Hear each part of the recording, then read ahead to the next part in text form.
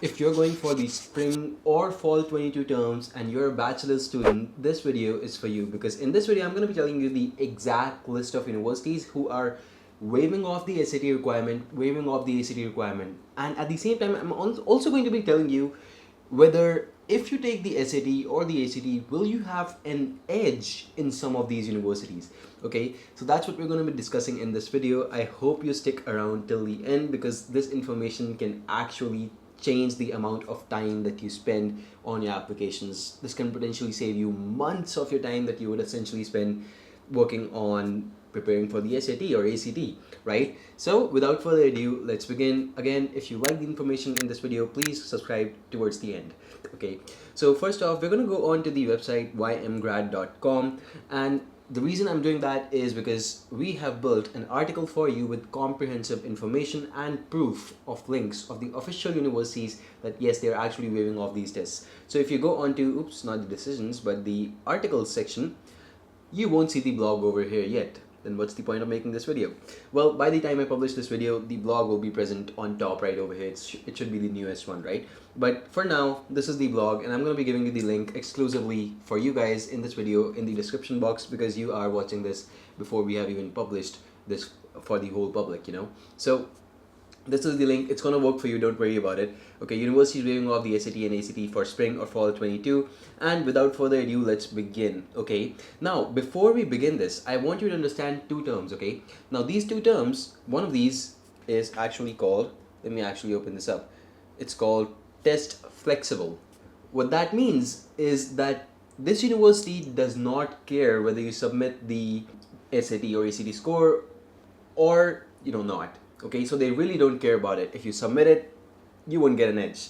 If you don't submit it, it's still the same. But when it comes to the test optional policy, and this is where the schools which do care about the SAT and ACT come in. So if the schools do care about these tests, they'll say that okay, we have a test optional policy. Look, if you take it, it's good, because in that case you will get some sort of an edge in the application process, right? But if you do not take it, it's still okay and you can still apply.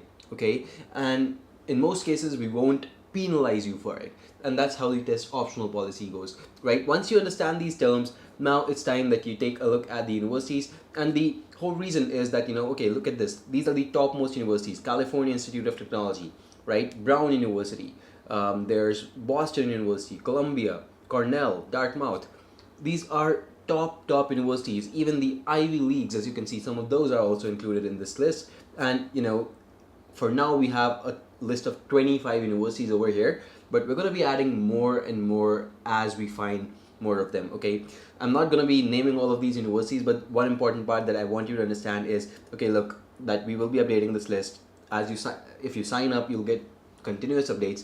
The other part is, how do you verify this list? Because again, these things keep changing with time, right? So that's why we have put in the links for the verification also, and these are going to be pointing you towards the official university pages, like over here we mentioned that they've adapted a 2-year moratorium for the SAT and ACT requirements. That means that this will not be required for the next 2 terms, fall 22, fall 23, both of these. Okay, and you can actually go ahead and verify this if you want, and you can see right over here, this is the Caltech website, official website, and right over here they say 3-year moratorium period on the requirement and consideration of the SAT and ACT tests. You can read more about it.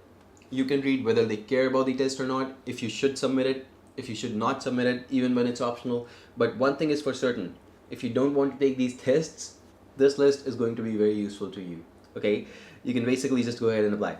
One more thing though, one thing that I really want you to consider before you send in your applications is go ahead, see the admission statistics, because you're going to be spending significant amount of time and potentially the application fee, right, on these applications. So go ahead, take a look at this, select undergrad over here, and when you select undergrad, the admission statistics will change for the undergraduate students, and these will reflect the average rate of the undergraduate applicants.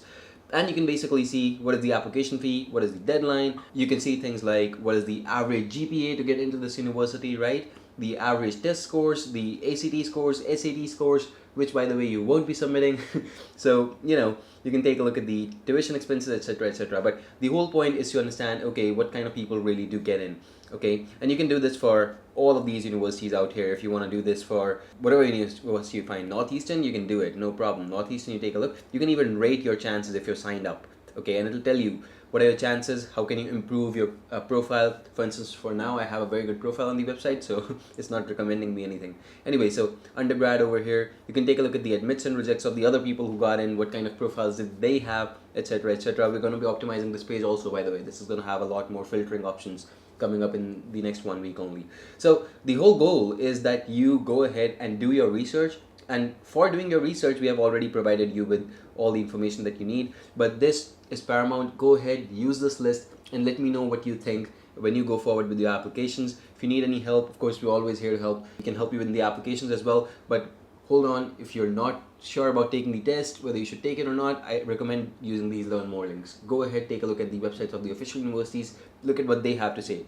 But for us, we have tried to add everything possible over here. We've tried to add the test optional, test flexible, everything. We've tried to add all of this right over here, so you don't really have to check out a lot of pages and do a lot of research, but still the links are over there just in case you want to.